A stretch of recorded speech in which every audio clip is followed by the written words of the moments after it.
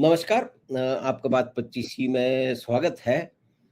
तो कई सारी घटनाएँ जो पिछले दिनों हुई हैं, सबसे प्रमुख जो है बंगाल के चुनाव का ने पूरा परिदृश्य बदल दिया है देश की राजनीति का।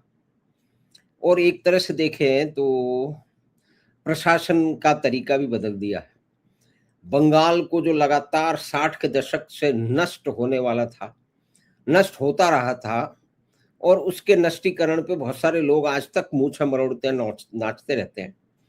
और फिर उसके बाद में एक विशेष है बातचीत है कि ये खाड़ी के युद्ध के कारण मुख्य रूप से ईरान, अमेरिका और इजराइल के बीच के युद्ध के कारण जो परिस्थितियां बनी है, उसमें जिस तरह से देश के अर्थव्यवस्था पे और शेयर बाजार पे भी फर्क पड़ा है और आगे क्या संभावनाएं हैं शेयर मार्केट की भी और भी राजनीति की। तो उन चर्चा करने के लिए हम जाते हैं अपने जाने माने मित्र और रांची से जुड़ रहे हैं श्री शशांक भारद्वाज और उनसे ये सब बातें करते हैं। शशांक भाई, आपका स्वागत है बात 25 में। Welcome sir. नमस्कार माधव जी। नमस्कार नमस्कार। तो ये बताइए कि आपके पड़ोस में पश्चिम बंगाल में इतना बड़ा उलटफेर हो गया जिसकी कल्पना पहले नहीं होती थी।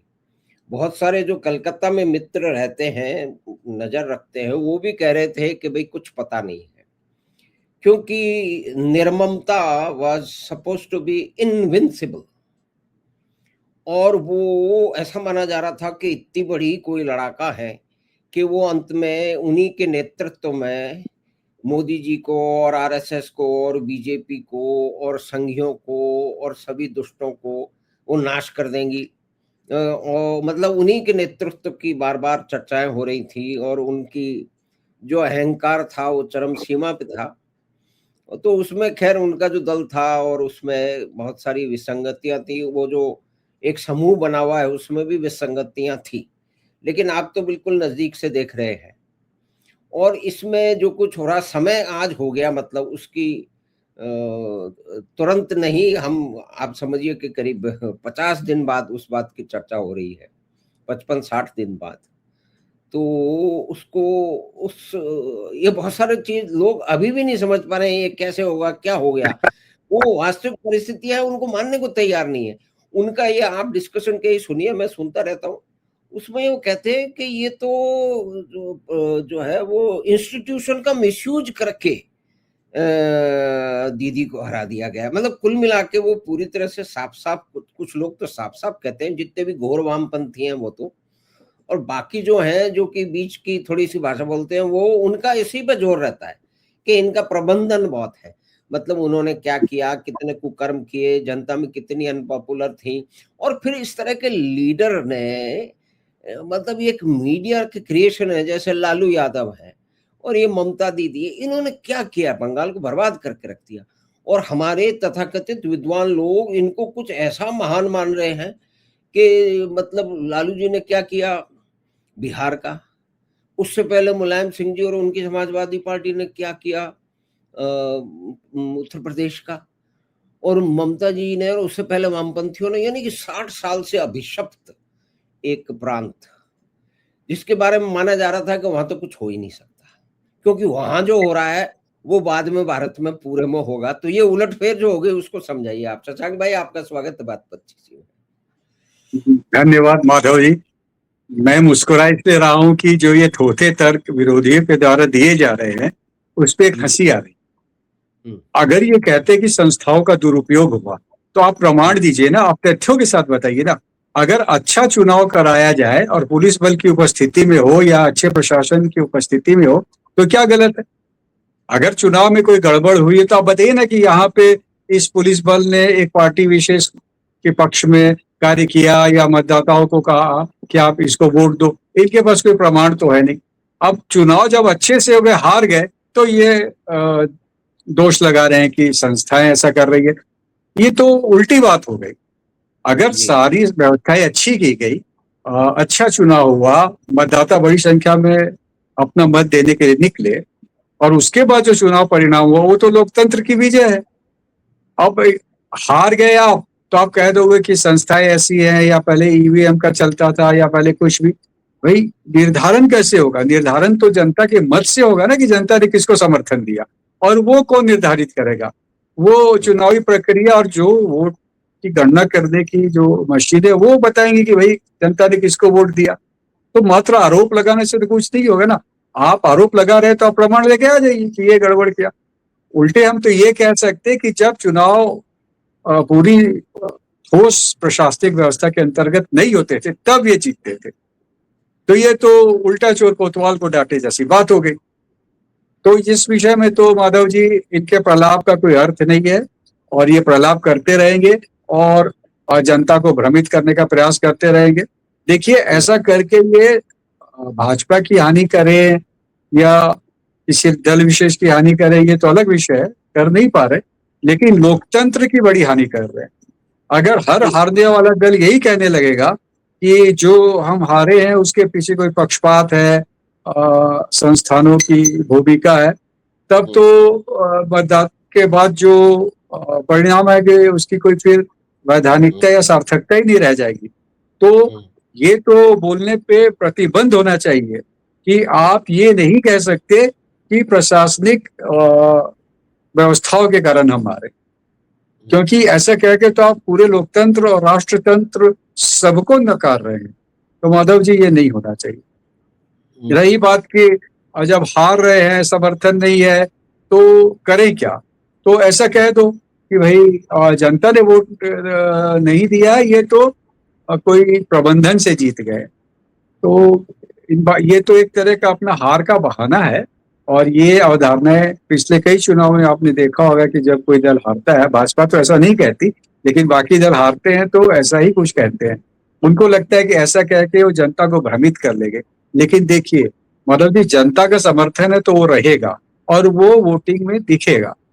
हाँ, जो रिगिंग होती थी या वोट नहीं दिए जाते थे, उसके पीछे प्रमाण थे। पहले ऐसा होता था, अभी ऐसा नहीं हुआ, इसलिए चुनाव हार गए। तो मेरे अनुसार तो ये प्रलाप है, और इस प्रलाप से कोई भी व्यक्ति प्रभावित नहीं है। जो मतदाता वो तो बिल्कुल प्रभावित नहीं है। बंगाल चुनाव में हार का बड़ा कारण रहा तुष्टीकरण की राजनीति। और मैं तो बंगाल कभी कभी आता जाता भी था, तो वहां पे जब मैं चर्चा करता था तो जो भाजपा का समर्थक था वो भी कहता था कि जीतेगी ममता, क्योंकि वो कहता था कि हमें वोट देने नहीं दिया जाता। लेकिन इस पर जिस तरह की व्यवस्था की गई, जिस तरह लोग निकले, कोलकाता जो ममता का एक गढ़ माना जाता था, वहां पे बड़ी संख्या में मतदाता निकले और उन्होंने वोट किया, और वहां पे भाजपा को बड़ी सफलता मिली। जानते हैं माधव जी, एक अवधारणा और बन गई थी, और करो या मरो चुनाव ये हो गया था बंगाल के हिंदुओं के लिए। जिस तरह की सरकार ममता चला रही थी और जिस तरह का घटनाक्रम घट रहा था, घटनाएं आ रही थी, संदेश खाली हो या अन्य क्षेत्रों में, बहुत ही भयावह सी स्थिति थी। और इस चुनाव का एक संदेश और है कि अब हिंदू एकजुट होकर वोट देने लगा है। अगर बाकी राजनीतिक दल इससे नहीं सीखते तो बंगाल जैसा ही अन्य राज्यों में भी, जहां भाजपा का आधार अच्छा है, इनकी ऐसी ही पराजय होने वाली है। और अगर ये सोच रहे हैं कि मतदाताओं को भ्रमित कर देंगे कि संस्थाओं के माध्यम से चुनाव जीते जा रहे हैं, तो कोई मतदाता भ्रमित नहीं होने वाला। ये जो इनका हल्ला है, ये आप पिछले 2-3 वर्षों से देख रहे हैं, लगातार चल रहा है। माधव जी, एक बात जो है कि पहले 34 वर्ष तक, मतलब पहले की बात छोड़ भी दें तो 34 वर्ष में भी 5-6 साल उनके जोड़ ले दिए तो 60 के आसपास से वामपंथियों का शासन, मतलब पहले their march towards being in power.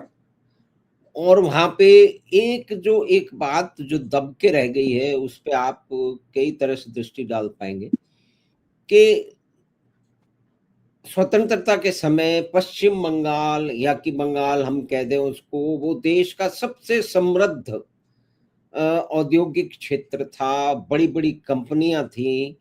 1931 तक राजधानी भी कलकत्ता था। तो वो जो औद्योगिक क्षमता थी और उसकी जो स्किल सेट था लोगों में व्यापार का, पूरे भारत से लोग वहां पहुंचे थे। उसमें राजस्थानियों का, मारवाड़ियों का भी एक मुख्य रहा है और दूसरों का भी रहा है। तो उसको जो नष्ट किया गया वो सिर्फ बंगाल का औद्योगिक तंत्र और इकोनॉमिक अर्थतंत्र बर्बाद नहीं हुआ, पूरे देश का बर्बाद हुआ है। क्योंकि at that time it was the foremost industrialised state, contributing at least 25% GDP of India at that time. आज वो 5% से कम है। तो ये जो एक विशेष जो नष्ट किया है, और उस नष्ट करने में आज भी नाचते हैं। मतलब आज भी नक्सलबाड़ी को जो है उसकी जय जयकार की जाती है। लेकिन एक बात इसमें ध्यान की है कि नक्सलबाड़ी 67 में हुआ, उसके 9 साल बाद में माओ महान चल बसे, और 2 साल की जिद्दोजहद के बाद में 1978 में देंग जियाओपिंग आ गए, और देंग जियाओपिंग ने सारे वामपंथी समाजवादी कूड़ा करकट को उठा के समुद्रों में फेंक दिया, और एक रैपिशियस कैपिटलिज्म की तरफ वो बढ़ गए, जिसमें बहुत सारी चीजें हुई कि जो कि कोई एक प्रजातांत्रिक देश तो शायद नहीं करता, जैसे भारत नहीं करता। उनके ऊपर बहुत सारे एलिगेशन है कि उन्होंने इंटेलेक्चुअल प्रॉपर्टी राइट की भी चोरियां की, उन्होंने दूसरे लोगों की करेंसी भी छपवाई। मतलब ये सुनते हैं, इसका कोई प्रूफ तो है नहीं। और चाइना में तो एक कर्टन है, उसके पीछे क्या पता। तो लेकिन आप ये देखिए कि 10 साल में चीन ने अपनी सारी नीतियां बदल दी उस वामपंथ को। मतलब जब 67 में ये हुआ तो पीकिंग रेडियो में अनाउंसमेंट किया गया कि अब भारत के जो किसान हैं, मजदूर हैं, वो उठ खड़े हुए हैं और ये कर देंगे, वो कर देंगे, और एक बहुत बड़ी घटना हो जाएगी। चीन भी, भारत भी चीन की तरह हो जाएगा। और उसमें बहुत सारे लोग लगे हुए भी थे जो मंत्री बन चुके हैं, जो कि चीनियों के लिए पैसे इकट्ठे कर रहे थे, और उनको उच्च नेतृत्व से उनको सहायता मिल रही थी। तब भी वो आईएफएस में घुस गए। बहुत सारे लोग तो आईएएस सीधे सीधे बनते थे वहां पे। बहुत सारे उदाहरण है। तो ये जो नष्टीकरण हुआ है उस पे कोई एक मीडिया ने उस तरह से कोई बड़ी किताब भी सामने नहीं आई, अगर कोई एक आध हो। यानी कि it has been totally erased कि उस समय क्या हुआ। और ये 15 साल जो निर्ममता दीदी का, क्या ये कोई शासन था, क्या ये कोई सरकार थी? ये तो एक गिरोह था। It was extortionist gang.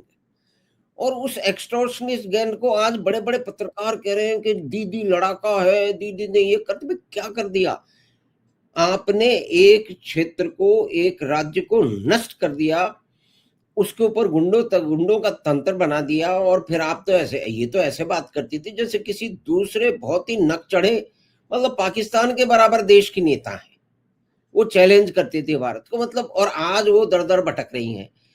तो ये इसके ऊपर आप क्या कह रहे हैं? मतलब ये इस तरह के, जैसे पहले लालू जी थे, उनको प्रेस ने बड़ा चढ़ाया। मतलब उनको बोल दिया कि ये गरीबों की तो उत्थान यही करेंगे, और क्या हुआ हमने देख लिया। ऐसा ही ममता जी भी, क्या इन्होंने किया? इन्होंने टाटा की फैक्ट्री भगा दी यहाँ से, उसके ऊपर इनकी राजनीति शुरू हुई। मतलब डी इंडस्ट्रियलाइजेशन का नेक्स्ट फेज इन्होंने किया, और 15 साल में बोलते हैं कि कोई 7 या 10 हजार फैक्ट्रियां वहां से भाग गई। तो इस पे आप क्या सोचते? माधव जी, ये स्वयं सिद्ध है कि बिना आर्थिक विकास के जन सामान्य का जीवन सुखी नहीं हो सकता। जी, तो जी, जी।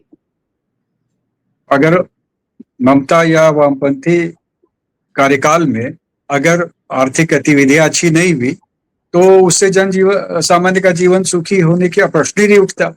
अब ये थोथी मार्क्सवादी अवधारणाएं कुछ भी बोलती रहे, अगर हम किसी सरकार का मूल्यांकन करेंगे तो इन आधारों पे करेंगे ना कि प्रति व्यक्ति आय कितनी बढ़ी, जीडीपी कितनी बढ़ी, जीडीपी में कितना भाग है, उद्योग धंधे कितने आए, कानून व्यवस्था की स्थिति कैसी थी, आधारभूत संरचनाओं पे क्या कार्य हुआ, आर्थिक समृद्धि बढ़ी कि नहीं बढ़ी, इसके आधार पे ना मूल्यांकन होगा।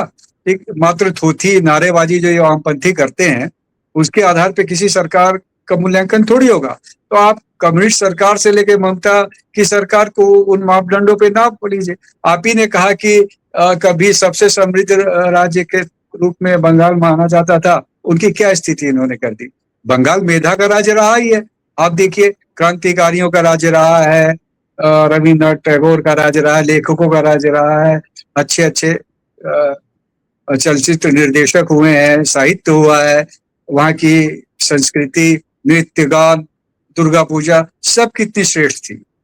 लेकिन अब स्थिति ऐसी हो गई है कि अगर कोई इस तरह की अवधारणाएं सामने आ जाएंगी जिनका विश्वास अराजकता में, ढोंग में, कुंठा में है, और जो समृद्धि के जगह निर्धनता को प्रश्रय देना चाहते हैं, तो वैसे लोग तो सर्वनाश करेंगे।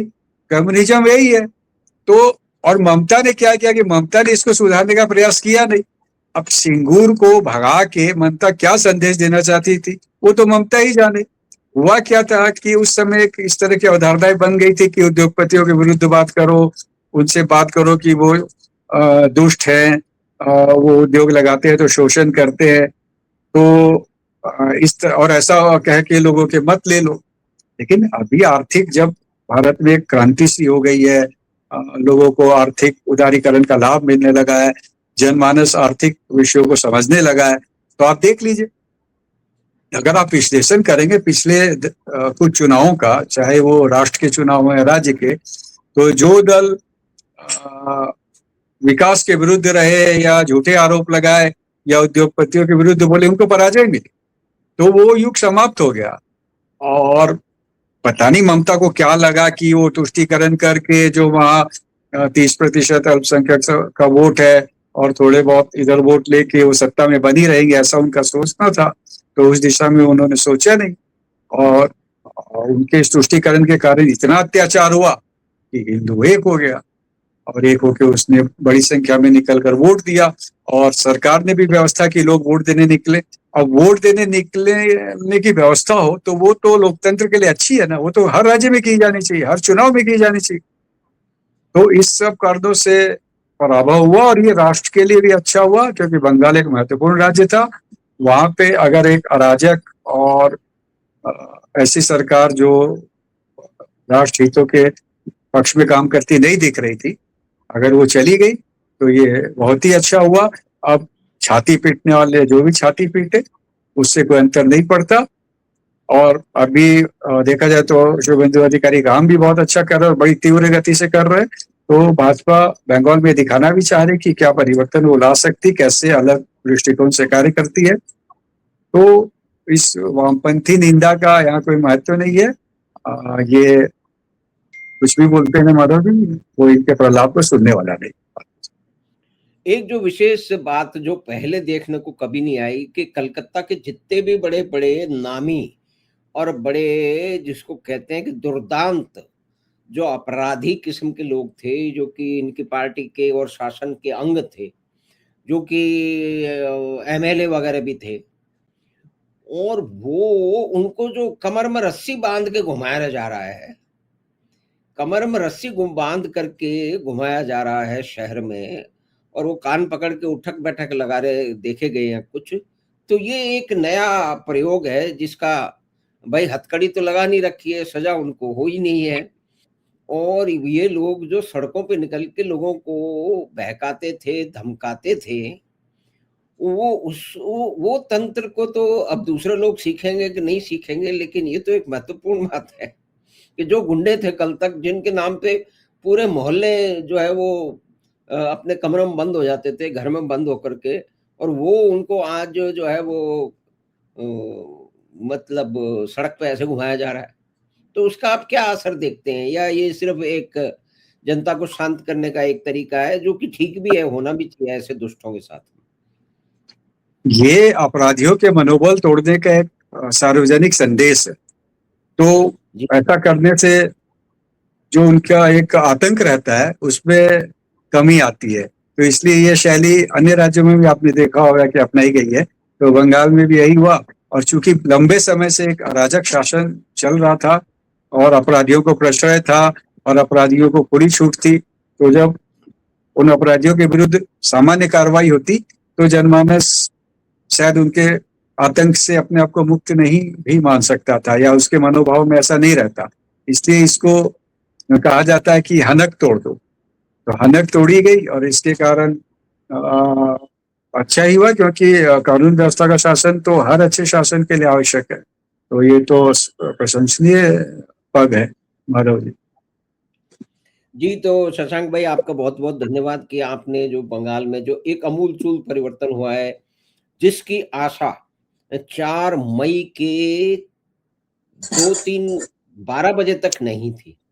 फिर बाद में धीरे-धीरे उसने गति पकड़ ली और वो सारा का सारा जो पुराना जो है वो सारा ढर्रा ही बदल गया और उसने बहुत कुछ बदल गया। जो कहते हैं ना जो बंगाल में आज होता है वो भारत में कल होता है, तो पहले उल्टा कहा जा रहा था। पहले तो इसलिए बोला जा रहा था कि भाई नस्लवाड़ी की घटना बंगाल में होगी है तो पूरे देश में होगी। भाई वो तो किसी तरह से भगवान की कृपा रही कि हुई नहीं, क्योंकि जहाँ-जहाँ नक्सलों की और वामपंथियों की सरकारें रही हैं, उन्होंने पूरे देश और समाज को नष्ट कर दिया। और मुझे थोड़ा बहुत अनुभव भी है भूतपूर्व पश्चिम पूर्वी जर्मनी में रहने का और आसपास के लोगों से बात करने का, जिसको हमारे वामपंथी मित्रों ने बिल्कुल नकार दिया कि तुम झूठ बोलते हो, ऐसा कुछ नहीं है, जबकि वो वहाँ गए नहीं हैं। तो आपका बहुत-बहुत धन्यवाद कि आपने इस बात को बहुत वामपंथ पे एक टिप्पणी मैं करूंगा। वामपंथ एक थोथी व्यावहारिक अवधारणा है, और जो कुंठा, तानाशाही और लालच और ढोंग इस पे आधारित है। जी बिल्कुल, और वो ही अनुभव जो है वो कर रहे हैं भारत से बहुत आधा गोलार दूध अमेरिका में न्यूयॉर्क के जो वासी हैं, उन्होंने किसी झोंक में आकर के एक वामपंथी को वहाँ का मेयर बना दिया है और उसने वहाँ क्या ऊट-पटांग काम किए हैं कि बहुत बड़े-बड़े जितने भी बिज़नेसेज़ हैं, वो वहाँ से भाग गए हैं, तो उसके साथ जॉब भी भाग गए हैं, इकोनॉमी भी गड़बड़ा गई है और बहुत सारी चीज़ें हो रही हैं। लेकिन वो तो मतलब वो इनकी जो दृष्टि है और इनकी जो नियति है वही करते हैं।